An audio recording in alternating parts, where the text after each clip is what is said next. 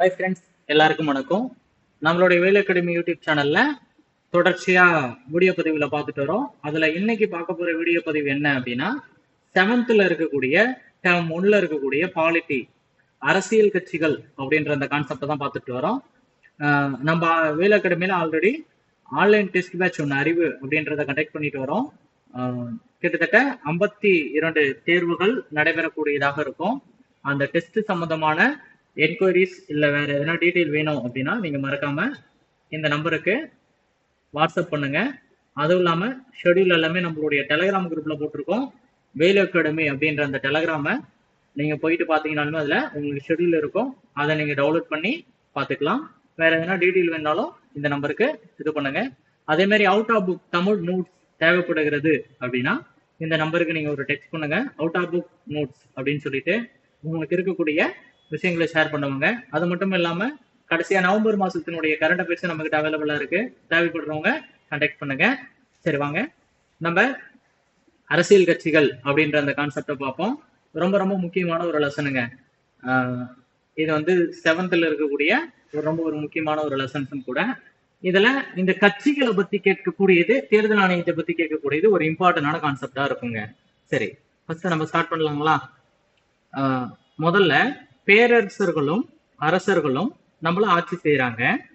அரசர் தான் என்ன பண்றாரு அப்படின்னா சட்டம் ஓக்கக்கூடியதாக இருக்காரு. சட்டம் ஏற்றக்கூடியவரும் அவர் தான், நிர்வாகம் செய்யக்கூடியவரும் அவர் தான். அடுத்து என்ன சொல்றாங்க, நீதி வழங்கக்கூடியவரும் அவர் தான். அப்ப ஆரம்ப காலத்துல நம்ம செஞ்சவங்க எல்லாருமே ஒரே பர்சன். அரசரே சட்டத்தை ஏற்றுவாரு, அரசரே நிர்வாகம் செய்வாரு, அரசரே நீதியை வழங்குவாரு, அவர் தான் தலைமையிடமாக இருப்பார். ஓகேங்களா? நிர்வாகம் அவர் ஒருவரின் கையில மட்டும்தான் இருந்துச்சு. மக்கள் நலன் என்பது அரசரை பொறுத்து இருந்தது. அப்போ ஒரு மக்களுக்கு நல்லது செய்யணும்னா அதை யாரை பேஸ் பண்ணி இருக்கணும்? அரசரை பேஸ் பண்ணி இருக்கணும். மக்கள் அரசருக்கு எதிராக செயல்படும் உரிமை பெற்றிருக்கவில்லை. யாரை எதிர்த்து பேச முடியாது? அரசர்லாம் எதிர்த்து பேச முடியாது அப்படின்ற அந்த கான்செப்ட சொல்லியிருக்காங்க. அந்நிய நாடுகள் இந்தியாவை குடியேற்ற நாடாக உருவாக்கின.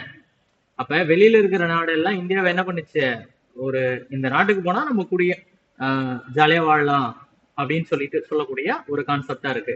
அடுத்து இது ரொம்ப ரொம்ப முக்கியமான பாயிண்ட்டுங்க. இந்தியா எப்ப மக்களாட்சி நாடாக மாறுகிறது அப்படின்னு பாத்தீங்கன்னா 1950 இந்தியா மக்களாட்சி நாடாக மாறுது. ஒரு மக்களாட்சி நாட்டிற்கு ஒரு வலிமையான அரசியல் கட்சி முறை அவசியமான ஒன்றாக இருக்கு. அப்ப இந்தியா என்ன ஆகுது, 1915 மக்களாட்சி நாடா மாறுது. அப்ப மக்களாட்சி நாடா மாறுது அப்படின்னா அதுக்கு எது முக்கியம் சொல்றாங்க? வலிமையான அரசியல் கட்சி முக்கியம் அப்படின்னு சொல்றாங்க. அப்ப அரசியல் கட்சி, அரசியல்ன்றது ரொம்ப இம்பார்ட்டன்டான ஒரு விஷயத்த சொல்லக்கூடியதாக இருக்கு. கட்சி முறை என்பது நவீன கால தோன்றல், இதுவே முக்கியமான வினாங்க. அப்ப கட்சின்றது எது? நவீன கால தோன்றலை பத்தி சொல்லக்கூடியதாக இருக்கு. மக்களாட்சியில் மக்கள் எந்த செயல்பாடுகள் குறித்தும் தங்களது கருத்துக்களை வெளிப்படுத்தலாம். இப்ப அரசர் ஆட்சி செய்யும் போது அரசரை எதிர்த்து பேச முடியாது, அவங்களுடைய கருத்துக்களை சொல்ல முடியாது. அவர் ஒரே ஆளே நிர்வாகம் செய்யறாரு, ஒரே ஆளே நீதி வழங்குறாரு, ஒரே ஆளே சட்டம் ஏற்றக்கூடியவராக இருக்காரு. ஆனா மக்களாட்சி முறையில அவங்க கருத்துக்களை வெளிப்படுத்தலாம் அப்படின்ற அந்த விஷயங்களை சொல்லக்கூடியதாக இருக்கு. அரசியல் கட்சினா ஃபர்ஸ்ட் என்ன அப்படின்றத நம்ம பார்க்கணும். அரசியல் கட்சி என்பது என்னன்னா தன்னார்வத்தோடு ஏற்படுத்தப்பட்ட தனி மனிதர்களின் அமைப்பு. நல்லா பாருங்க, தனி மனிதர்களோட அமைப்பு தான் என்னது அரசியல் கட்சி. அது எப்படி இருக்கணும்? தன்னார்வத்தோடு, தனக்கு இருக்கக்கூடிய ஆர்வத்தோடு ஏற்படுத்தக்கூடிய அமைப்பு, அதுதான் அரசியல் கட்சின்னு சொல்றாங்க. இவை பரந்த கருத்தியல் அடையாளங்களோடு சில கொள்கைகளை ஏற்றுக்கொண்டு சமூகத்திற்கான, இதுதாங்க ரொம்ப முக்கியம், திட்டங்களையும் நிரல்களையும் வடிவமைக்கிறது. அப்ப திட்டம் நிரல் வடிவமைக்கக்கூடியதாக எது இருக்கு? அரசியல் கட்சிகள் இருக்கக்கூடியதாக இருக்கு. மேலும் அரசியல் கட்சிகள் மக்களின் ஆதரவை பெற்று தேர்தலில் வெற்றி பெறுவதன் மூலம் தமது கொள்கைகளை நடைமுறைப்படுத்துகிறது.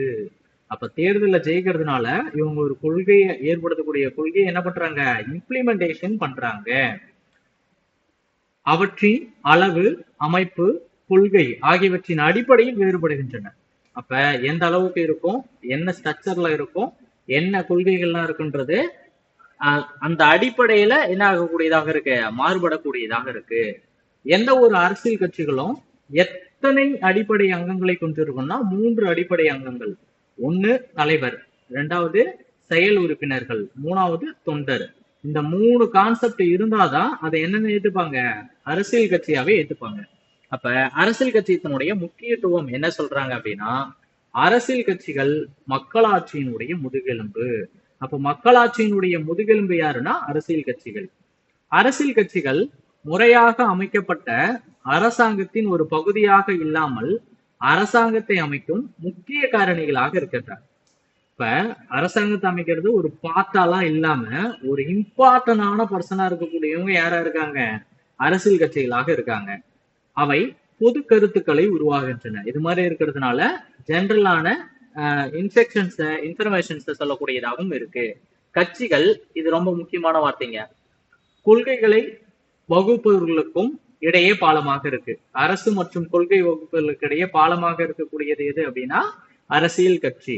ஒரு கட்சி எப்படி அங்கீகரிக்கப்படுது அப்படின்னு சொல்லிட்டு சொல்றாங்கன்னா, 5 ஆண்டுகள் அக்கட்சி அரசியல் செயல்பாடுகளில் ஈடுபட்டு இருக்க வேண்டும். அப்ப ஒரு கட்சினா அது அங்கீகரிக்கப்பட்ட கட்சியா எப்ப சொல்றாங்க, 5 ஆண்டுகள் என்ன பண்ணணும், அரசியல் ஈடுபாட்டுல இருக்கணும். அக்கட்சி வேட்பாளர்கள் குறைந்தபட்சம் 6% வாக்குகளை இறுதியாக நடைபெற்ற பொது தேர்தலில் பெற்றிருக்க வேண்டும். அந்த கட்சியோட வேட்பாளர்கள் என்ன பண்ணணும், குறைந்தபட்சம் 6% வாக்காவது அவங்க என்ன பண்ணிருக்கணும், பெற்றிருக்கணும் கடைசியா நடந்த பொது தேர்தல்ல.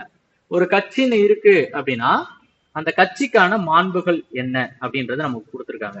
பொதுவா எல்லாரும் என்ன பண்ணிருக்கணும் அப்படின்னா, ஒரு அரசியல் கட்சின்னு இருக்குன்னா குறிக்கோளோட இருக்கணும். இதான் எங்களுடைய குறிக்கோள் அப்படின்னு சொல்லிட்டு மக்களுக்கு தெரியப்படுத்தணும். பகிர்ந்தளிக்கப்பட்ட மதிப்பீடுகளை கொண்ட மக்கள் குழுக்களாக இருக்கின்றன. அப்ப எல்லா விஷயத்தையும் என்ன பண்ணணும், பகிர்ந்து மற்றவங்களுக்கு மதிப்பீட்டு அளவுல கொடுக்கக்கூடியதாக இருக்கணும். அதே மாதிரிதான் மறுபடியும் அதே கான்செப்ட் தான் அங்க சொல்றாங்க பாருங்க. அவங்களுக்குன்னு ஒரு கொள்கை இருக்கணும், கட்சிக்குன்னு ஒரு கொள்கை இருக்கணும், திட்டங்களை வச்சிருக்கணும்.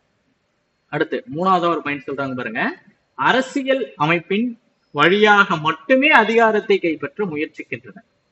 அப்ப அவங்க அதிகாரத்தை எப்படி கைப்பற்றணும்னு சொல்றாங்க, அரசியலமைப்பை பேஸ் பண்ணி தான் கொண்டு வரணும் அப்படின்னு சொல்றாங்க. தேசிய மற்றும் தேச நலன்களை மேம்படுத்த முயற்சிக்கின்றன. அப்ப ஒரு நாடும் ஒரு நாட்டோட நலனும் மேம்படணும் அப்படின்றது அவங்களுடைய மிக முக்கியமான பண்புகள் அப்படின்னு சொல்றாங்க. கட்சியினுடைய தேர்தல் அறிக்கை நீங்க பார்த்திருப்பீங்க, ஒரு எலெக்ஷன் வருது அப்படின்னா கட்சி என்ன பண்ணுவாங்க, ஒரு தேர்தல் அறிக்கை ஒண்ணு வெளியிடுவாங்க. தேர்தலுக்கு முன்பாக பரப்புரையில் வேட்பாளர்கள் தங்கள் கட்சி ஆட்சிக்கு வந்தால் மேற்கொள்ளப்படும் திட்டங்கள் கொள்கைகளை அறிவிப்பார்கள். இப்ப என்னன்னா, இப்ப நீங்க பார்க்கலாம் விரைவில் நமக்கு அரசியல் வரும்போது அதுல நீங்க பார்த்திருக்கலாம், பல்வேறு கட்சிகள் போட்டியிடக்கூடிய எல்லா கட்சிகளும் நான் ஆட்சிக்கு வந்தால் முதல் கையெழுத்து இது, நான் ஆட்சிக்கு வந்தால் 2வது கையெழுத்து இது, நான் ஆட்சிக்கு வந்தால் இதை ஒழிப்பேன் அப்படின்னு சொல்லிட்டுலாம் சொல்றாங்க பாத்தீங்களா. அதுதான் என்னது, கட்சியினுடைய தேர்தல் அறிக்கை. கட்சியோட முறைகள் என்ன பண்றாங்கன்னா 3 வகையா சொல்றாங்க. இந்த 3 வகையில இருக்கக்கூடிய எடுத்துக்காட்டுகள் நமக்கு வினாங்க. கட்சி முறைகளை எத்தனையா பிரிக்கிறாங்க அப்படின்னா 3. ஒண்ணு ஒரு கட்சி முறை, இன்னொன்னு இரு கட்சி முறை, இன்னொன்னு என்னது பல கட்சி முறை. அப்ப இரு பல இந்த 3 தான் இருக்கக்கூடியதாக இருக்கு. ஒரு கட்சி முறையில ஒரே ஒரு அரசியல் கட்சி மட்டும்தான் இருக்கும், அவங்கதான் அரசாங்கத்தை அமைப்பாங்க. அது மாதிரி இருக்கக்கூடிய நாடுகள் என்ன அப்படின்னு பாத்தீங்கன்னா சீனா, அடுத்து வடகொரியா, அடுத்து கியூபா. அப்ப ஒரு கட்சி முறைக்கு எடுத்துக்காட்டு என்ன அப்படின்னா சீனா, வடகொரியா, நார்த் கொரியா, அடுத்து என்னது கியூபா, CNQ அப்படின்னு கூட நான் வச்சுக்கோங்க. இவங்க தான் என்ன பண்றாங்க, ஒரு கட்சி முறைக்கான எடுத்துக்காட்டு. அடுத்து இரு கட்சி முறைக்கான எடுத்துக்காட்டு. அந்த எடுத்துக்காட்டுகளை பார்த்துட்டு அரசியல் கட்சியோட செயல்பாடை நம்ம அப்புறமா பார்க்கலாம். இப்ப இரு கட்சி முறைக்கான எடுத்துக்காட்டு என்ன சொல்றாங்கன்னா, இதுல 2 கட்சி இருப்பாங்க. பாத்தீங்கன்னா அமெரிக்கா ஐக்கிய நாடுகள்ல குடியரசு கட்சி ஜனநாயக கட்சின்னு ஒண்ணு இருக்கு. நம்மள அடிமையாக வைத்திருந்த பிரிட்டன்ல தொழிலாளர் கட்சி பழமைவாத கட்சி அப்படின்னு சொல்லிட்டு இருக்கு. அப்ப இரு கட்சி நாடுக்கு உதாரணம் என்ன அப்படின்னா பிரிட்டன். இன்னொரு நாடு என்னது, அமெரிக்கா, USA. அப்ப தொழிலாளர் கட்சி பழமைவாத கட்சி. இவங்க என்ன கட்சி வச்சிருக்காங்க, குடியரசு கட்சி ஜனநாயக கட்சி அப்படின்ற 2 கட்சி தான் வச்சிருக்காங்க. அடுத்து பல கட்சி முறை. சார் நீங்க ஒரு கட்சி முறை சொல்றீங்க, இரு கட்சி முறை சொல்றீங்க, இன்னும் இந்தியாவே காணோம்னா இந்தியா எங்க வருது? பல கட்சி முறையில வரக்கூடியதாக இருக்கு. அதிகாரத்துக்கான போட்டி 3 அல்லது அதற்கு மேற்பட்ட கட்சிகளுக்கு இடையே இருக்குமாயின் அது பல கட்சி. அப்ப அதிகாரத்துக்கான போட்டி 2க்கும் மேற்பட்ட கட்சிகள்ல இருந்துச்சுன்னா அந்த வார்த்தையை நம்ம பதிவு பண்ணலாம்.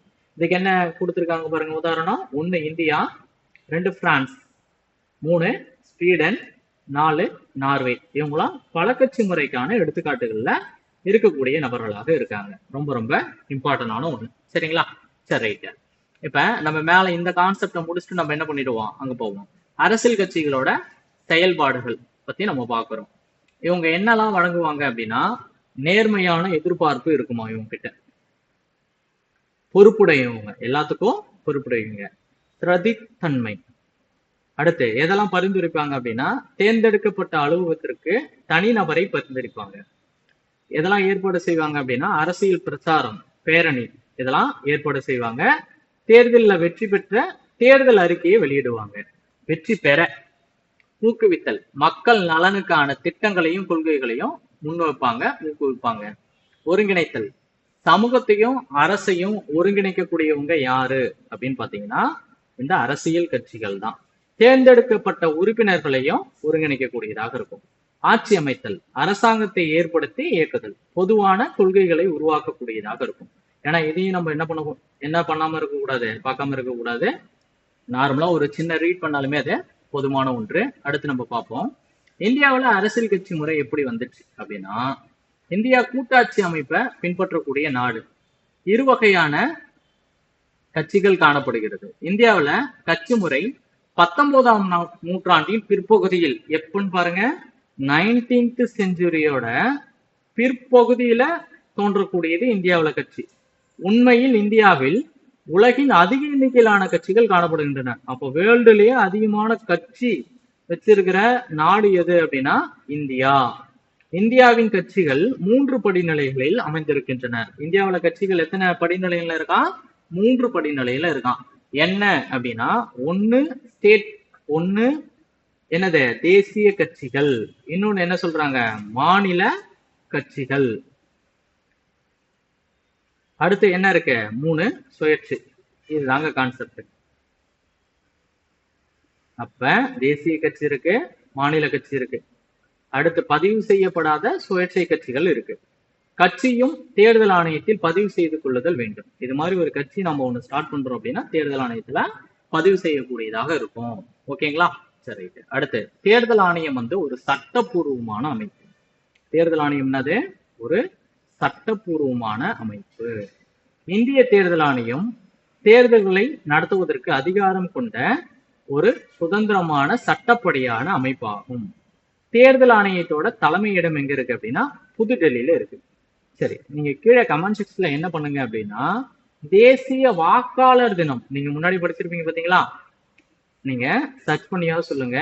தேசிய வாக்காளர் தினம் எப்ப அப்படின்றத மறக்காம கமெண்ட் செக்ஷன்ல என்ன பண்ணணும், எல்லாருமே கமெண்ட் பண்ணணும். சரி, வாங்க அடுத்த கான்செப்ட பார்ப்போம். ஒரு அரசியல் கட்சி எப்படி எல்லாம் தோற்றுவிக்க முடியும் அப்படின்னா, ஃபர்ஸ்ட் ஒரு அரசியல் கட்சி நம்ம ஸ்டார்ட் பண்ண போறோம் அப்படின்னா தேர்தல் ஆணையத்துல பதிவு பண்ணணும், ரெஜிஸ்டர் பண்ணணும் அப்படின்னு சொல்றாங்க. குறைந்தபட்சம் ஒரு அரசியல் கட்சி நம்ம ஸ்டார்ட் பண்றோம்னா 100 உறுப்பினர்கள் இருக்கணும். அவங்க கிட்ட எல்லாருக்குமே வாக்காளர் அடைய அட்டை வச்சிருக்கணும். அந்த உறுப்பினர்கள் எல்லாருக்குமே என்ன இருக்கணும், ஓட்டர் ஐடி இருக்கணும். ஓட்டர் ஐடி இல்லாத நபரை உறுப்பினரா வச்சு எந்த ஒரு பயனும் இல்லை. அடுத்து கட்சி அமைப்பு குறித்த ஆவணத்தை கொண்டு இருக்கணும். அப்போ உங்களுக்குன்னு என்ன இருக்கணும், ஒரு டாக்குமெண்டேஷன் இருக்கணும். இப்போ ஃபர்ஸ்ட் தேர்தல் ஆணையத்துல பதிவு பண்ணணும். 2வது பாத்தீங்கன்னா என்ன இருக்கும், குறைந்தபட்சம் 100 பேராவது அதுல உறுப்பினரா வச்சிருக்கணும். அந்த உறுப்பினரா இருக்கிற எல்லாருக்கும் ஓட்டர் ஐடி அப்படின்றது இருக்கணும். அதுக்கப்புறம் ஒரு ஆவணம் அப்படின்றத வச்சிருக்கக்கூடியதா இருக்கணும். இப்ப தேசிய கட்சினா என்ன, சுயேட்சைனா என்னன்ற அந்த கான்செப்ட் இதுதாங்க இதுல ரொம்ப ஹைலைட்டடான பாயிண்ட்ஸ். இதை கரெக்டா தெளிவா ஞாபகம் வச்சுக்கோங்க. இதுல இருந்துதான் வினாக்கள், முக்கியத்துவம் வாய்ந்த வினாக்கள். இப்போ ஒரு தேசிய கட்சியா இருக்கு அப்படின்னா மக்களவை தேர்தல் அல்லது 4 மாநிலங்களுக்கான சட்டப்பேரவை தேர்தல்ல செல்லத்தகுந்த மொத்த வாக்குகளில் 6% வாக்குகளை பெறணும். அப்ப ஒரு எம்பி எலெக்ஷன் நடக்குது பாத்தீங்களா, எம்பி எலெக்ஷன் அல்லதுன்னு கொடுத்துருக்காங்க, தெளிவா பார்த்துக்கணும். 4 ஸ்டேட்டோட சிஎம் எலெக்ஷன்ல என்ன பண்ணிருக்கணும், செல்லத்தகுந்த வாக்குகள்ல மொத்த வாக்குகள்ல 6% ஓட்டு பெற்றிருக்கணும். அடுத்து, ஒன்று அல்லது ஒன்றுக்கு மேற்பட்ட 4 மக்களவை தொகுதிகளில் வெற்றி பெறுத்தல் வேண்டும். அப்படி இல்லைன்னா என்ன பண்ணலாம், அவங்க ஒன்னு அல்லது ஒன்றுக்கு மேற்பட்ட மாநிலங்கள்ல 4 MP சீட்டை அவங்க என்ன பண்ணிருக்கணும், ஜெயிச்சிருக்கணும் அப்படின்றது சொல்றாங்க. இறுதியாக நடைபெற்ற மக்களவை தேர்தலில் குறைந்தபட்சம் 3 மாநிலம் 3 ஸ்டேட்ல என்ன பண்ணிருக்கணும்னு சொல்றாங்க, 2% தொகுதிகள்ல ஜெயிச்சிருக்கணும். இப்போ உதாரணத்துக்கு 3 ஸ்டேட்டோட தொகுதிகள் 100னா அந்த 100ல 2% தொகுதிக்கு அவங்க என்ன பண்ணிருக்கணும், ஜெயிச்சிருக்கணும் அப்படின்னு சொல்லிட்டு சொல்லக்கூடியதாக இருக்கு. அடுத்து, பிராந்திய கட்சி அல்லது மாநில கட்சின்னு சொல்லுவாங்க. மாநில சட்டப்பேரவை தேர்தல்ல செல்லத்தகுந்த வாக்குகள்ல குறைந்தபட்சம் 6%. அதே கான்செப்ட் தாங்க. இப்ப தேசிய கட்சினா அதே 6% ஓட்டு தான், மாநில கட்சிக்கும் அதே 6% ஓட்டு தான். அவங்க என்ன சொல்றாங்க, மக்களவை தேர்தல்ன்றது சொல்றாங்க, 4 மாநில சட்டமன்ற தேர்தல் சொல்றாங்க. இந்த மாநில சட்டமன்றத்துல மட்டும் 6% ஓட்டு பெற்றா போதும். ஒவ்வொரு 25 தொகுதிக்கும் ஒரு மக்களவை தொகுதி அல்லது சட்டப்பேரவை தொகுதியில் குறைந்தபட்சம் 2 தொகுதிகள் வெற்றி பெற்றிருக்க வேண்டும். என்ன சொல்றாங்க பாருங்க, ஒவ்வொரு 25 தொகுதிகளுக்கும் ஒரு மக்களவை தொகுதி அல்லது சட்டப்பேரவை தேர்தலில் குறைந்தபட்சம் 2 தொகுதிகளாவது அவங்க என்ன பண்ணிருக்கணும், ஜெயிச்சிருக்கணும் அப்படின்னு சொல்றாங்க. சட்டப்பேரவையில மொத்த தொகுதிகளில் 3% தொகுதிகள்ல அவங்க என்ன பண்ணிருக்கணும், வெற்றி பெற்றிருக்கணும் அப்படின்னு சொல்றாங்க. இப்ப சட்டப்பேரவைனா இப்ப தமிழ்நாட்டுல 234 தொகுதிகள் இருக்குங்க. ஓகேங்களா, இதுல 3% ஜெயிச்சா அவங்கள என்னன்னு சொல்லுவாங்க, ஒரு மாநில கட்சி அப்படின்னு சொல்லிட்டு சொல்லக்கூடியதாக இருக்கும். சுயேட்சைனா இவங்க வந்து எந்த கட்சியிலும் சேர மாட்டாங்க, தனியாவே இருப்பாங்க. மக்களவை அல்லது மாநிலங்களவை தேர்தலில் போட்டியிடக்கூடிய நபராகவும் இருப்பாங்க. இப்ப அங்கீகரிக்கப்பட்ட கட்சி அப்படின்றதுக்கு என்ன எது கொடுப்பாங்க அப்படின்னா, மேல இருக்கக்கூடிய நிபந்தனைகளை பூர்த்தி செஞ்சிருந்தா அத அங்கீகரிக்கப்பட்ட கட்சி அப்படின்னு சொல்லுவாங்க. அதற்குன்னு தனி சின்னத்தை ஒதுக்குவாங்க. அங்கீகரிக்கப்படாத கட்சிகள் எந்த சின்னத்துல போட்டியிடணும்னு தேர்தல் ஆணையம் தான் முடிவு பண்ணும். அவங்களுக்கு என்ன பண்ணுவாங்க அப்படின்னா, எலெக்ஷன் நேரத்துல தேர்தல் சின்னத்தை என்ன பண்ணுவாங்க, ஒதுக்கிடக்கூடியதாக இருக்கு. போல் பேனல் மூலமா தேர்ந்தெடுக்கக்கூடியதாக இருக்கு.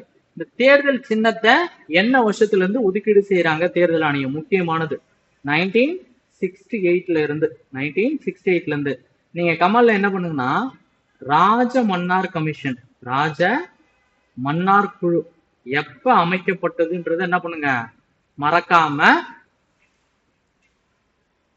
கமாண்ட்ல பண்ணுங்க. அடுத்து பாருங்க, ஒதுக்கப்பட்ட சின்னம் என்பது அங்கீகரிக்கப்பட்ட அரசியல் கட்சிக்கு மட்டும் தரக்கூடியதா இருக்கும்.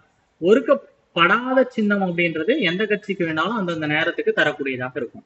பெரும்பான்மை பெற்ற கட்சி என்ன பண்ணுவாங்க அப்படின்னா, ஆட்சி அமைக்கக்கூடியதாக இருக்குங்க. அந்த அமைச்சர்கள் அக்கட்சி நிர்வாகத்தை நடத்த யாரை நியமனம் செய்யறாங்கன்னா, அமைச்சர்களை நியமனம் செய்யறாங்க. அவங்க தான் என்ன பண்ணுவாங்க, சட்டம் இயற்றுதல்ல முக்கிய பங்கு வகிக்கக்கூடிய நபராகவும் இருக்காங்க. சிறிய கட்சி அப்படின்றது என்னன்னா, வேட்பாளர்கள் எண்ணிக்கையில் குறைவான எண்ணிக்கையை கொண்ட கட்சி. அதாவது இப்போ ஒரு 100 பேர் இருக்காங்கன்னா இல்ல 2 பேரோ 3 பேரோ மட்டும் ஜெயிச்சு இருக்கக்கூடியவங்க. அடுத்த எதிர்கட்சினா பெரும்பான்மை பெற்ற கட்சிக்கு கீழே குறைவான தொகுதிகளை வெற்றி பெற்றவங்களாக இருப்பாங்க. இவங்க வந்து 2வது எண்ணிக்கையில அதிக உறுப்பினர்களை கொண்ட நபராக இருப்பாங்க. மக்களாட்சி வெற்றிகரமா செயல்படவ யார் தேவை அப்படின்னா, எதிர்கட்சி ரொம்ப முக்கியமான ஒன்றாக இருப்பாங்க. தன்னாட்சி போக்கனை கட்டுப்படுத்தக்கூடிய ஆற்றல் வாய்ந்தவங்களாக இருப்பாங்க. ஆளுங்கட்சி தன்னாட்சியா செய்யக்கூடிய எல்லாத்தையும் என்ன பண்ணுவாங்க, கட்டுப்படுத்தக்கூடியவங்களாக இருப்பாங்க. சட்ட மசோதாக்களை தீவிரமா விமர்சனம் செய்வாங்க. ஒரு மசோதா தேவையில்லாத மசோதா இல்ல தவறுதலாக இருக்கு அப்படின்னா தீவிரமா விமர்சனம் செய்யக்கூடியவங்களாக இருப்பாங்க.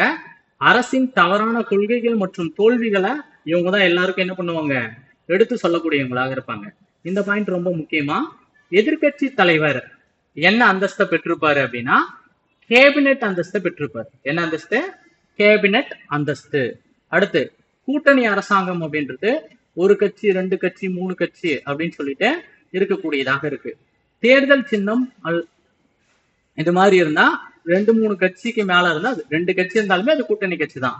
3 கட்சி இருந்தாலும் அதை கூட்டணி கட்சின்னு சொல்லலாம். தேர்தல் சின்னங்கள் மற்றும் அவற்றின் முக்கியத்துவத்தை பத்தி சொல்றாங்க. தேர்தல் சின்னம் என்பது அரசியல் கட்சிகளுக்கு வழங்கப்படும் அங்கீகரிக்கப்பட்ட சின்னம்.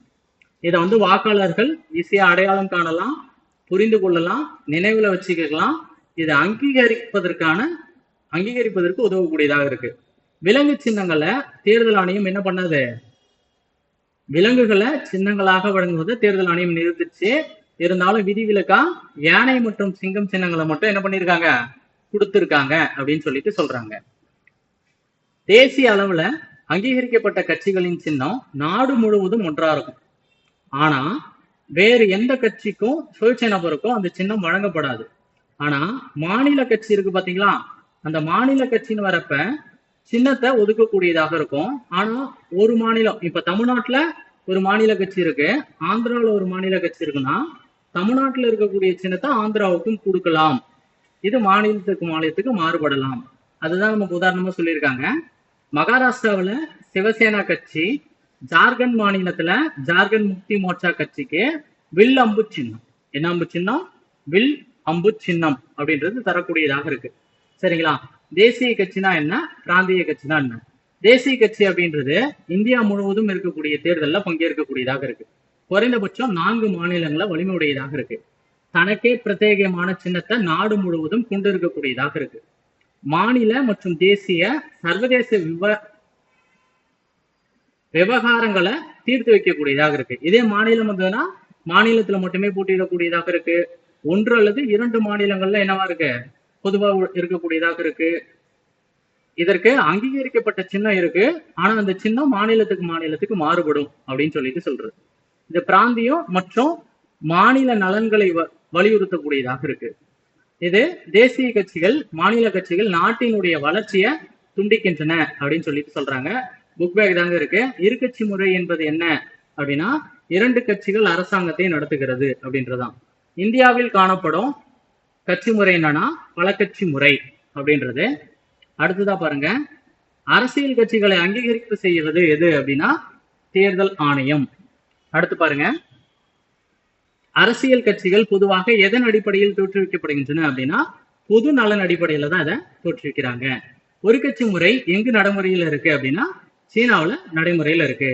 கூடிட்ட இடங்களை நிரப்புக. மக்களாட்சியின் முதுகெலும்பாக திகழ்வது எது அப்படின்னா அரசியல் கட்சிகள்.